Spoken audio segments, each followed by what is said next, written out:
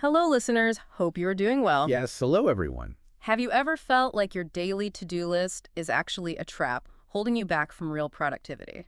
Oh, I think we all have, right? Welcome to Everyday English Flow, where we have real conversations about different topics in English.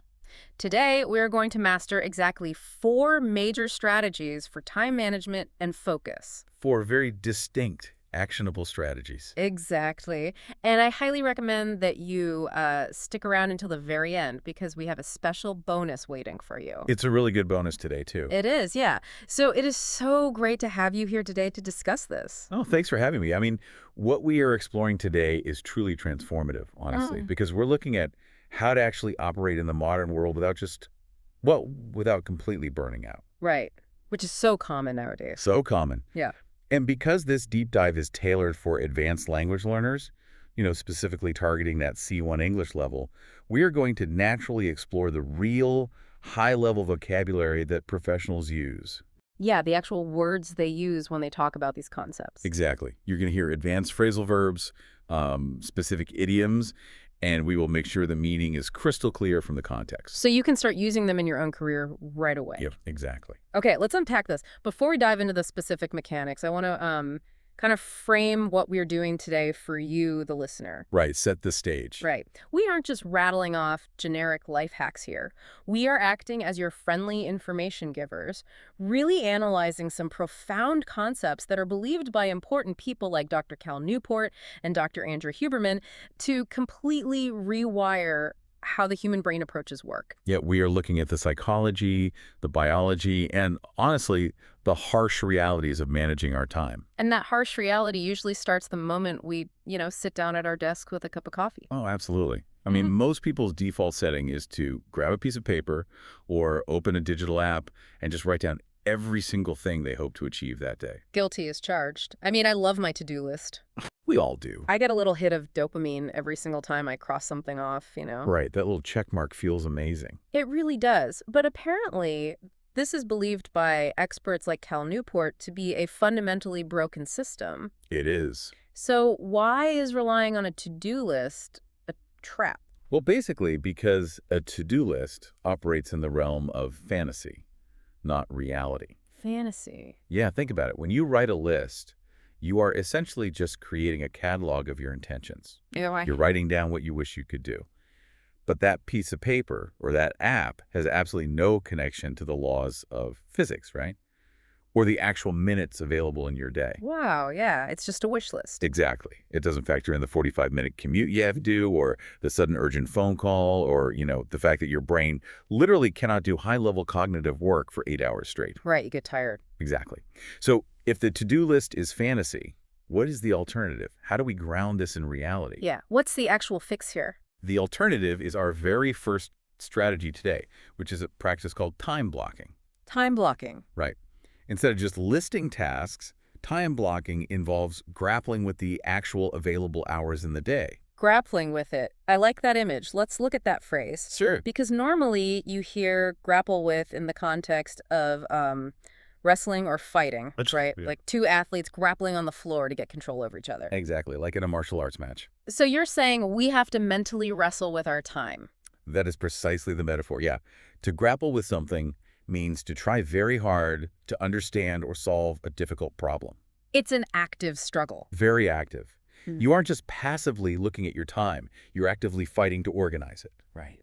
In a professional setting, you might hear someone say, the management team is currently grappling with a severe budget deficit. Or like, as a developer, I spent the whole morning grappling with a complex software bug. Exactly. It implies a necessary, difficult struggle. So when I write a wishful to-do list, I'm avoiding the struggle. You're taking the easy way out. Yeah, I'm just writing things down without grappling with how they'll actually get done.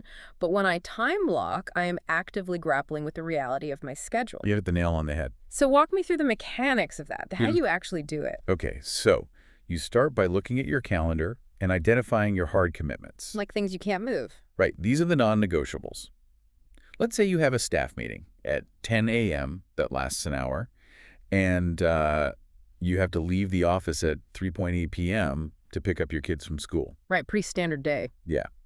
So you block those out first. They're basically immovable walls in your day. Yeah. And then You look at the empty spaces, the gaps between those walls. And this is where my instinct is just to take my 20-item to-do list and try to blindly shove it into those empty gaps. Oh, exactly. And that is where the system usually breaks for most people. Yeah. Because instead of shoving a giant list into a small gap, you have to give your time a specific job. Give it a job. Okay, right. You evaluate the shape and the size of the gap. If you notice you have a fragmented 30-minute window between two meetings, you give that specific block of time the job of handling low-energy, reactive work. Like what? Emails? Exactly. You say, this 30 minutes is strictly for clearing out my inbox. But if you look at the early morning and see a beautiful, uninterrupted 90-minute block, you protect it fiercely. Because that's rare. Very rare. You give that time the job of doing your hardest, most important, deep work.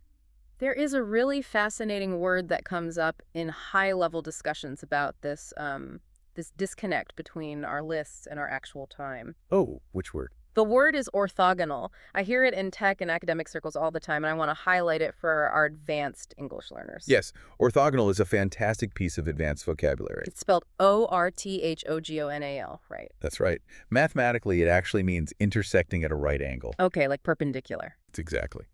But in a business or a productivity context, it means two things that are completely independent or unrelated to one another. They just don't affect each other. Right. They operate on entirely different tracks and do not influence each other at all. So you're saying my to-do list is orthogonal to my actual day? Perfectly stated, Yeah. yes. The list exists in one dimension, a pure wish list. Right.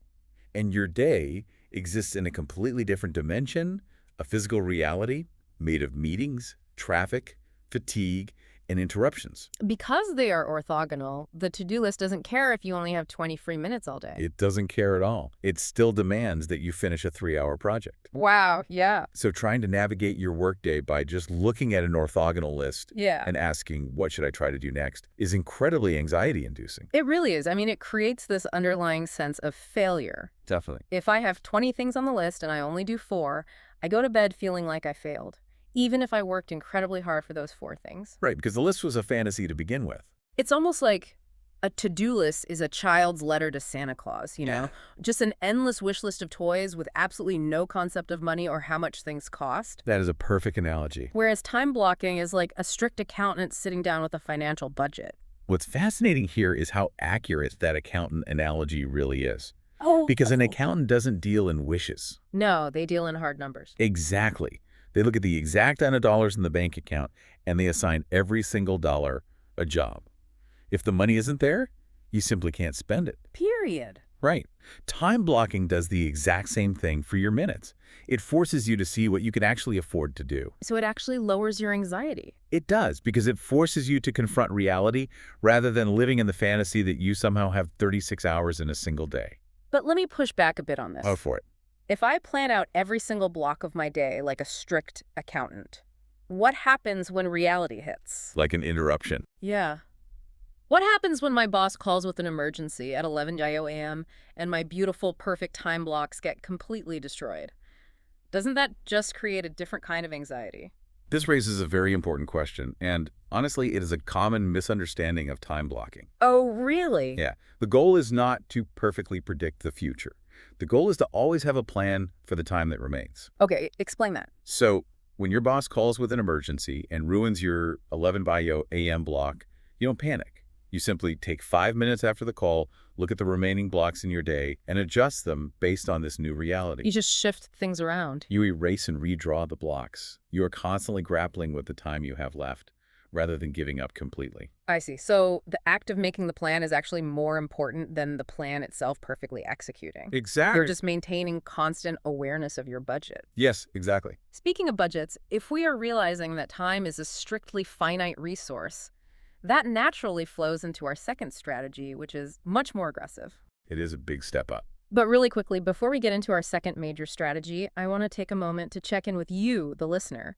If you are enjoying this everyday English flow and finding this advanced vocabulary helpful for your own career, please take a moment to like, share, and subscribe. Yes, please do. Your support is what allows us to keep bringing you these deep dives, so thank you. Right. Let's get back into it.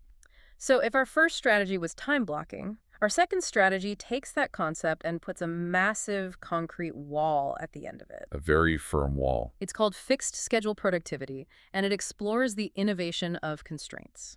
So what does a fixed schedule actually look like in practice? Well, fixed schedule productivity is a philosophy that requires a radical commitment to a strict cutoff time for your workday. Okay, a strict cutoff. Right. It means establishing a firm rule, for example, deciding that your workday ends at exactly 5:30 p.m. no matter what. Every single day, 5:30 Right. p.m. Every single day. That sounds lovely in theory, but completely impossible in the modern corporate world, People are praised for answering emails at 11:00 p.m. It sounds impossible because we are so conditioned to believe that more time equals more value. Right, hustle culture. Exactly. But this philosophy, which important people like Dr. Newport have practiced since they were in their early 20s as grad students, it flips that assumption entirely upside down. How so? The core principle is that you fix your schedule first.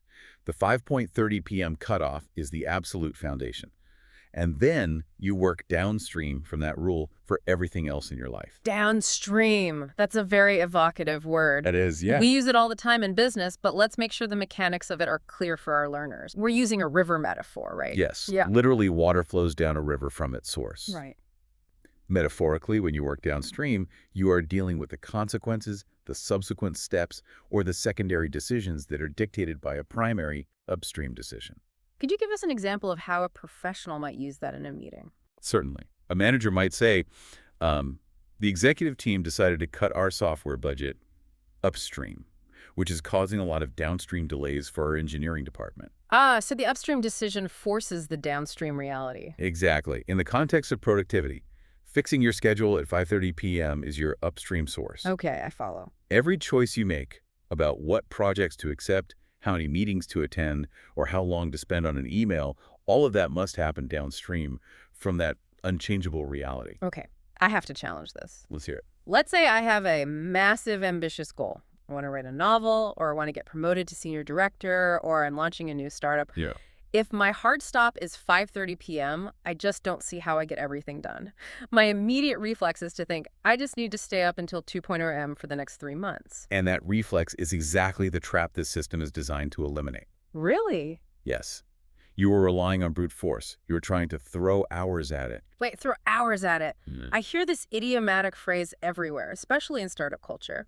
Oh, it's incredibly common. It's almost a badge of honor. But what does it actually mean to throw hours at a problem? To throw hours at a problem means trying to achieve a goal simply by working longer rather than working smarter or reevaluating your strategy. So it's just about volume. Exactly. It's the lazy assumption that volume's the solution to everything. If a project isn't going well, the default modern response is, well, I'll just work through the weekend. Right, you just sacrifice your time. You are just throwing raw time at the issue instead of figuring out why the issue exists in the first place. But with a fixed schedule, throwing hours at a problem is simply no longer an option. Because of the 5:30 p.m. wall. Right. The 5:30 p.m. boundary is like an electric fence. You cannot cross it. So if I can't just work longer, what happens to my brain when I'm faced with a massive workload and a strict 5:40 p.m. deadline? Doesn't it just induce a lot of panic? Initially, perhaps, yes. But what happens next is where the real magic lies. Constraints breed innovation. Meaning, if you know deep in your bones that you absolutely must shut your laptop at 5:30 p.m. and you have 8 hours of work to fit into a 6-hour window, your brain is forced to become ruthlessly efficient. How so? Give me an example of what that efficiency actually looks like. It changes how you communicate.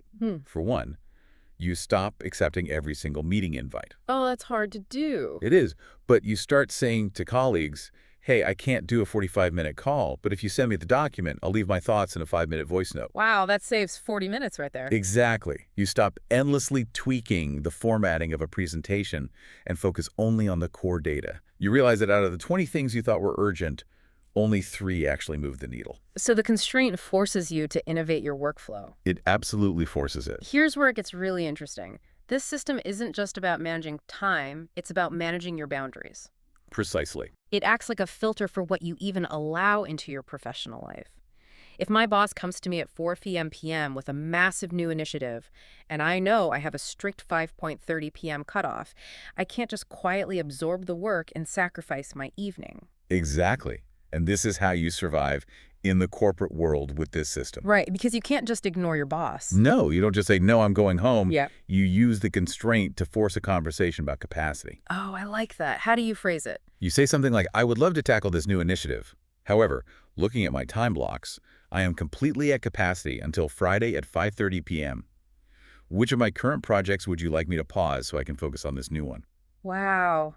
That is such a professional, empowering way to handle it. It changes the whole dynamic. You are making the trade-offs visible to everyone rather than hiding the cost by working secretly until midnight. Exactly. You're forcing them to see the reality of your time. No, I understand there is one very specific caveat to this 5:30 p.m. rule. It's not, a religious dogma. There is a strategic exception. What is it? The exception is highly targeted. Occasionally, when facing a massive, strict deadline, one might schedule a 90-minute evening block. Okay, an evening block. Yes, this is often executed after the children go to sleep, for example. It is a strategy built over years of experience, perhaps from an era of writing complex blog posts late at night. But the key here is that it's intentional, right? Precisely. It is a defined 90-minute block for a specific purpose. It is not an accidental, anxiety-driven spillover where you just keep your laptop open on the couch while watching TV, half working until you pass out. Right, that's just blurring the lines completely. Right, the boundary is still respected. You just strategically placed a second, smaller boundary later in the evening. Okay, so we've established our time blocks, we've wrestled with our schedule, and we've built this rigid 5:30 p.m. wall. But anyone who has ever tried this knows the hardest part isn't closing the laptop. No, it's not. The hardest part is shutting off the brain. You close the computer at 5:30, you walk into the kitchen to make dinner, and your mind is still racing with email drafts and project anxieties. How do we actually transition out of work mode? This is a profound physiological issue. It brings us right to our third strategy, the necessity of a physical transition. A physical transition. Yes, you cannot expect a brain that has been sprinting at high cognitive speeds all day to just instantly relax on command. Right, you can't just flip a switch. Exactly.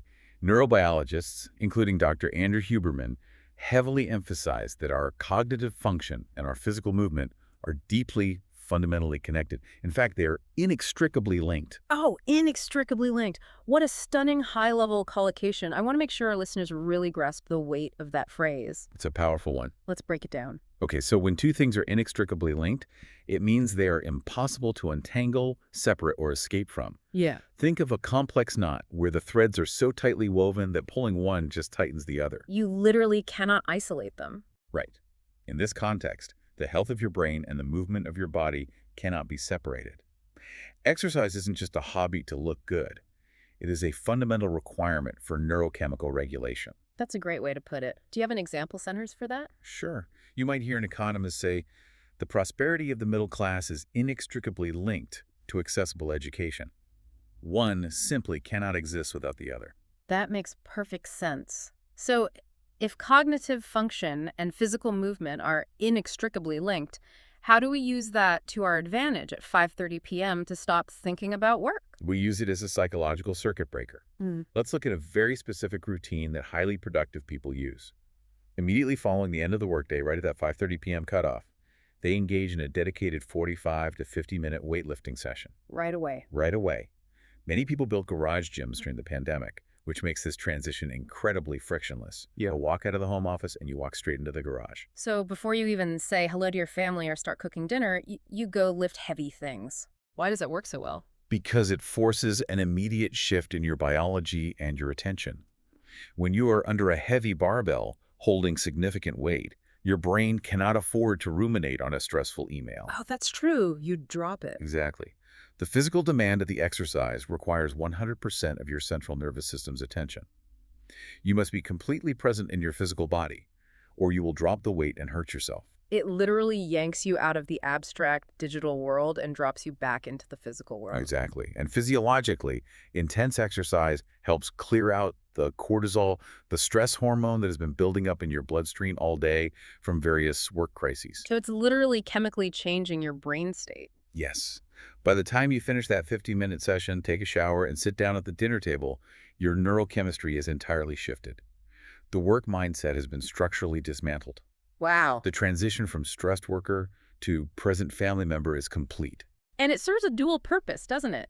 Knowing that you have to get that 50-minute workout done before dinner acts as a massive enforcement mechanism for the 5:30 p.m. hard stop. Oh, absolutely. You can't say, I'll just answer 3 more emails, because if you do, you lose your workout window. That is the beauty of interconnected systems. The workout protects the schedule, and the schedule protects the workout. That's brilliant. But heavy weightlifting isn't the only way to utilize this mind-body connection. There is also a brilliant concept known as thinking on foot. Thinking on foot. I absolutely love the sound of that phrase. It sounds so active. What does it entail? It refers to the practice of active contemplation while engaging in low-intensity physical movement. Okay, like walking. Yes, on days when an academic might not be teaching or a professional isn't bound to a desk, they might integrate long walks into their workflow. For example, deliberately choosing to walk your kids to a bus stop that is further away, just to ensure you get a long walk back. So it's not about burning calories or getting your heart rate up. It's an actual cognitive tool. Exactly. When you walk, you engage in bilateral stimulation, the rhythmic left-right movement. Right. This repetitive physical motion is known to help the brain process complex thoughts, untangle problems, and shift perspectives. It's a lower intensity counterpart to the garage gym, but it honors that same truth. Our best thinking often happens when our bodies are in motion. For our English learners, thinking on foot is such a natural, sophisticated phrase to weave into your professional conversations. It really is. Instead of saying, I thought about the problem while I was taking a walk, you can say, I did some thinking on foot this morning and I've come up with a solution. It sounds incredibly fluent. Very native, yes. So let's look at what we've built so far. We have our time blocks. We have our ruthless 5:30 p.m. cutoff downstream from our goals. And we have our physical transitions to break the circuit of stress. A very solid foundation. It sounds like the perfect, impenetrable system. But, well, we have to talk about reality. Yes, we do. Because no matter how perfect the system is, we are biological creatures, not machines. Things break. Bodies fail. And that brings us to a massive pivot in our conversation today. Insomnia, vulnerability, and the philosophy of slow productivity. This is perhaps the most vital part of the entire deep dive, honestly. Really? Why is that? Because it addresses the silent shame so many ambitious people feel when their bodies simply won't cooperate with their ambitions. Let's talk about the ultimate vulnerability, sleep. Let's say you have designed the perfect day. You did your deep work, you stopped at 5:30, you lifted weights, you ate well, and your target bedtime is 10:00 p.m. The ideal day. But you lie down, and you can't sleep. You suffer from a specific type of insomnia where falling asleep is nearly impossible, even if you can stay asleep once you finally drift off. What happens to this perfect productivity system when the brain just refuses to shut down? It completely shatters it. And the fear of that happening, the deep existential dread that your brain could essentially betray you and rob you of sleep for 3 days straight without you having any control over it, is a profound vulnerability. It's terrifying. Acknowledging that vulnerability fundamentally alters how you view work. I think this resonates far beyond just insomnia, too. Absolutely. Listeners might feel this vulnerability with chronic illness, autoimmune flare-ups, mental health struggles like depression, or even just the unpredictable chaos of having a newborn baby in the house. Yes, anything that disrupts your baseline. The terrifying realization is, tomorrow, I might wake up with absolutely zero energy, and there is nothing I can do about it. That is the exact terror. Now think about modern internet culture. Oh boy. If your entire philosophy of success is based on the idea of hustling, grinding for 12 hours a day, pushing through the pain, working 10 days straight to close a massive deal, then a bout of insomnia makes you feel like a catastrophic failure. Because you can't keep up the pace. Right. You cannot sustain extreme, high-intensity daily effort if your biology is failing you. Which flies directly in the face of what social media tells us. Every guru online acts like success requires you to have every single aspect of your life perfectly dialed in. Yes, and as Dr. Huberman and other scientists continually point out, that is a dangerous, fragile myth. Let's examine that phrasal verb, actually, because it's so pervasive right now. Dialed in. Please do. I hear it everywhere. My morning routine is dialed in. My nutrition is dialed in. What does it actually mean? To have something dialed in means it is arranged perfectly, optimized to the highest possible degree, and functioning without any errors or friction. Where does it come from? It originates from the mechanical era, turning the dials on a machine, a telescope, or a radio until you hit the exact perfect frequency or calibration. Ah, like tuning a radio perfectly. Exactly. People today believe they need their diet, their supplements, their sleep, and their focus perfectly dialed in to be allowed to be productive. Can you give an example of how it's used in business? Sure, you might hear someone say, the marketing team's new advertising strategy is completely dialed in. It's generating massive leads. But applying that to human biology is a trap, right? Because nobody's life is perfectly dialed in 365 days a year. Nobody's. It's impossible. And this leads to another toxic phrase championed by hustle culture. The mandate to just get after it. Yes, the ultimate motivational catchphrase. Let's define get after it for our learners. To get after it is an aggressive cultural idiom that means pursuing your goals with relentless, unyielding physical or mental energy. Like attacking the day. Yes, attacking your tasks without hesitation, ignoring pain, and pushing through all obstacles through sheer willpower. But in the context of high-level sustainable productivity, this phrase is heavily criticized. Why is it criticized? I mean, if I want to be successful, shouldn't I be aggressively getting after it? Well, because if your strategy relies entirely on having the boundless energy to get after it every single morning, your strategy is incredibly fragile. How so? It shatters the moment you catch a head cold, or get into an argument with your spouse, or suffer a night of insomnia. If your productivity requires you to be a superhero, you will eventually fail because you are human. That is a very sobering thought. Recognizing this biological fragility is what caused experts to completely rethink the timeline of work. The very definition of productivity had to change. Over time, it morphed into a completely different paradigm. Morphed. That's a great descriptive word. It means to undergo a transformation, right? To change smoothly and gradually from one state to another. Yes, exactly. Like a caterpillar morphing into a butterfly, or, a small localized issue morphing into a global crisis. Perfect examples. Yeah. The definition of what it meant to be a productive human morphed from a daily measurement into a much longer timescale. And this realization birthed our fourth concept today, slow productivity. Slow productivity. I have to admit that sounds like an oxymoron. We are so conditioned to associate productivity with speed, output, and hustle. How can productivity be slow? It's brilliant because it removes the pressure of the 24-hour cycle. The core philosophy of slow productivity is this. It fundamentally does not matter if you accomplish a specific task tomorrow. It doesn't? No. What actually matters is the cumulative time you spend on it over the course of this month. So what does this all mean for the listener right now who feels a crushing wave of guilt when they have just one unproductive, exhausted day? Because I know that feeling intimately. Well, yeah, dude. If I sit at my desk on a Wednesday and my brain is just fog and I get nothing done, I beat myself up. I feel like I'm falling behind my peers who are out there getting after it. What slow productivity means is that you have permission to absorb the bad days without guilt. It is an insomnia-compatible definition of work. Insomnia-compatible. I like that. If you don't sleep well on Tuesday night, and your Wednesday is effectively ruined because you are exhausted, it does not destroy your productivity. Why? Because your goal wasn't to be a hero on Wednesday. Your goal is to accumulate high-quality, focused hours over the span of the entire month. It completely diffuses the panic. Exactly. Accepting our human limitations.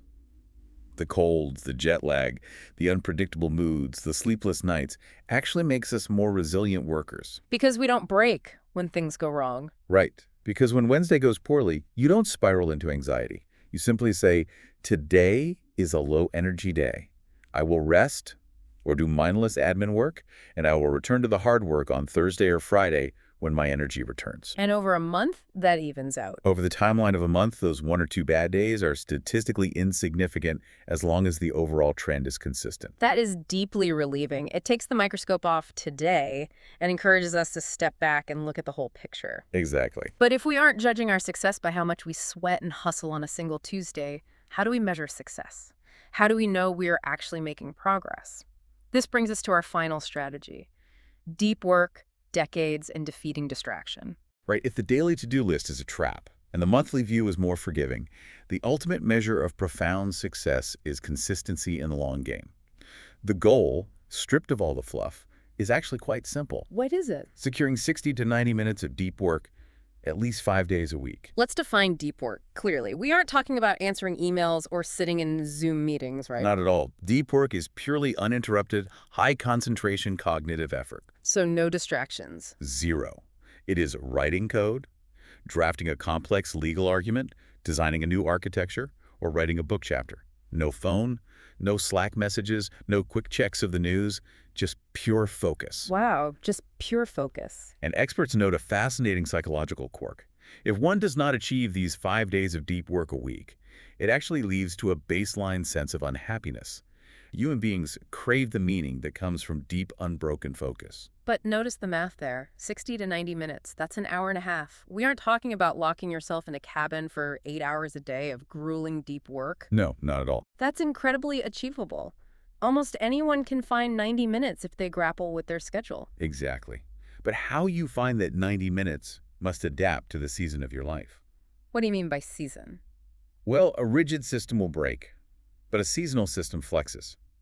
For example, in an academic or high-level corporate environment, during a very busy season, like a teaching semester or a major product launch, the deep work must still be prioritized, usually right at the start of the day. Because the rest of the day is chaos. Right, the rest of the day might be swallowed by mandatory meetings.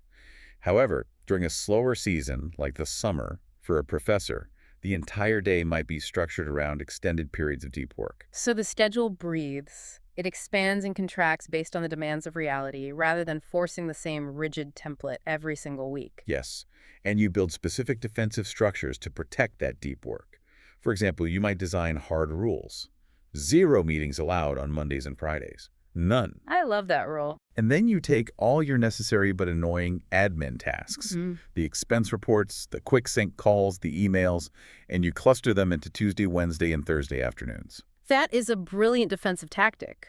You are quarantining the distraction. Exactly, quarantine. You are putting all the shallow work into a specific box so it can't infect your morning deep work blocks. And this all points to the overarching philosophy that ties everything together. You do not need to possess Elon Musk-style energy to be highly successful. Thank goodness, because I definitely don't have that. Few people do. Yeah. You don't need to be the person who is the CEO of 7 companies simultaneously bragging about sleeping on the factory floor and working 100-hour weeks. Right, that's just not sustainable for most humans. That is a specific type of extreme personality. For the rest of us, success isn't about maximum intensity. It's about focusing on the long game. The long game. That is a foundational idiom for our C1 learners. Let's make sure they understand how to use it. Playing the long game means making strategic decisions that will yield massive results in the distant future, rather than chasing immediate short-term rewards or panicking over temporary setbacks. Like investing. It is the concept of compound interest applied to your effort. For example, the company lost money in its first 3 years, but they were playing the long game, investing heavily in research and development that eventually made them an industry leader. So how does playing the long game change how we view our daily productivity? It forces you to view your output at the scale of decades rather than days. Decades, that's huge. It is. You zoom out and ask yourself, what do I want to accomplish in my 20s? What is the main objective of my 30s? Now consider your 30s. That might be a decade where you have toddlers at home. Right. Which takes a ton of time. That biological and logistical reality means your total available time for work is drastically reduced. You adapt to that. You don't panic. You say, this is the decade of slow, steady maintenance. Okay. And then you ask, what do I want to accelerate in my 40s when the kids are older? It is unbelievably freeing to think in decades. It completely silences that toxic internal monologue that yells at you for not being a billionaire by age 28. It silences the guilt. Yeah. It means you are not sitting at your desk on a random Tuesday in November chiding yourself because you didn't force out 3 extra hours of work when you were already tired. Chiding. Let's look at that word. C-H-I-D-I-N-G. It's a wonderful, slightly formal piece of advanced vocabulary. It is. To chide someone means to scold them, to mildly rebuke them, or to criticize them for doing something wrong. So it's not like screaming at them. No, it's not a furious screaming match. It's a nagging, disappointed criticism. And most often we do it to ourselves. An English learner might say, I spent the whole car ride home chiding myself for forgetting that grammar rule during my presentation. But if we are thinking in decades, chiding yourself for one unproductive Tuesday is a mathematically nonsensical thing to do. It just doesn't matter on the timeline of 10 years. Exactly. The core truth we are uncovering today is that true, monumental productivity is not about hustling today. Modern hustle culture screams at us that we have to bleed for our goals every single day, that we have to outwork everyone else while they sleep. But the reality of high performers is different. What is their reality? Their reality is quiet, unsexy consistency. While other people are getting derailed by short-term drama or spending 3 hours doom scrolling on TikTok because they were burnt out from hustling yesterday, Right. the truly productive person just quietly wakes up and returns to their 90 minutes of deep work, day after day, year after year, through good sleep and bad sleep. Wow. It is that gentle, relentless consistency over decades that produces brilliant bodies of work, massive career success, and genuine peace of mind. Consistency over intensity. Decades over days. Forgiving yourself for being human. Wow. We have covered an absolute masterclass of material today, exploring the deep psychological and practical mechanics of how to actually manage our lives. We really have. Let me do a quick summary of the 4 main strategies we learned today so our listeners can cement these concepts and this vocabulary into their minds. Good idea. First, we explored the trap of the to-do list versus time blocking.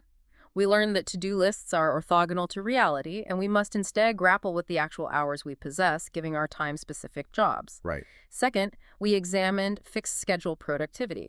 This requires setting an immovable boundary, like a 5:30 p.m. hard stop, and working downstream from that constraint. This constraint prevents us from just throwing hours at a problem and instead forces true innovation. Exactly. Third, we discussed physical transitions. We learned that cognitive function and physical movement are inextricably linked. By utilizing a heavy workout or thinking on foot right at the end of the day, we break the circuit of stress and protect our evening. Beautifully summarized. And fourth, we embraced slow productivity across decades. We recognized our biological vulnerabilities like insomnia and stopped demanding that our lives be perfectly dialed in. Instead of feeling the need to aggressively get after it every single day, we shifted our focus to the long game, stopping the habit of chiding ourselves for bad days and focusing on decades of consistent, deep work. It's a complete paradigm shift. And now, as promised, for those of you who stayed with us through this incredible journey, here is your special bonus insight. Ah, yes, the bonus. The bonus learning for today is this. We often look at highly successful people and assume their lives are perfectly smooth. We assume they have a secret reserve of endless energy. But the reality is the most productive people don't have perfect lives. They get sick, they have arguments with their families, they face unexpected crises, and they have sleepless nights. They are just as human as the rest of us. Exactly. The secret to their massive success isn't boundless energy. The secret is having built a system that forgives them when they are tired. Their system absorbs the shock of a bad day so their goals don't derail. That is beautifully said, and it is the ultimate truth of time management. As we wrap up this deep dive, I want to leave the listener with a final provocative thought to ponder tonight. Okay, let's hear it. I want you to imagine how your life would change if you shifted your timeline. If you stopped measuring your worth by what you managed to accomplish by 5:00 p.m. today, and instead looked at the massive body of work you could accomplish by the end of this decade. What would you start doing differently tomorrow morning? How would it change your anxiety? What a fantastic perspective-shifting question. We want you to really think about that. And listeners, we also want to challenge your English skills. Today's challenge for the comments section. What does it mean to throw hours at a problem? We want to see your comprehension. Write your own explanation in your own words, or give us a creative example sentence from your own professional life using that idiom. And finally, if you are serious about improving your English fluency and taking control of your time management, write, "I stay committed," in the comment box below, right alongside your answer to the idiom challenge. That is your public declaration that you are playing the long game with your language learning. If you enjoyed this everyday English flow and found this deep dive valuable, please take a second to like, share, and subscribe. Thank you for joining Everyday English Flow. Keep practicing, be kind to yourself on the tired days, and we will see you in the next deep dive.